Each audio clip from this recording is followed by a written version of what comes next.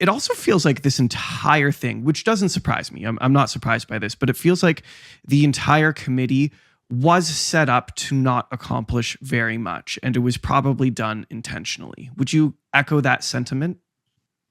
Having reflected on my time on that committee for the last almost a year, I couldn't agree more. Mm-hmm.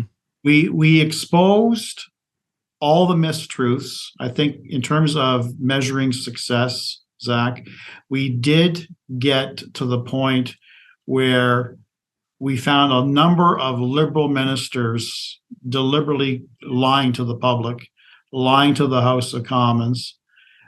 We exposed those truths, particularly when the police witnesses were called to testify. We really challenged the credibility of Minister Mendocino. We significantly challenged the credibility of Ministers Freeland and Blair. That all came about when we canvassed and examined those police witnesses.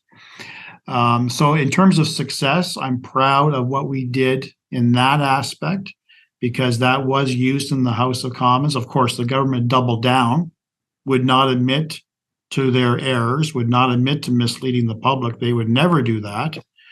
But this goes to the whole double standard, Zach, that I have seen with this Liberal government and largely the Liberal-controlled media, that if this were a Conservative government caught in hypocrisy, caught in deliberately misleading Canadians and misleading the House into voting for the most draconian measure that a government could take on its citizens, the suppression and limitation of our civil liberties, to be engaged in that conduct with no repercussions, no apologies, is appalling. It's absolutely appalling.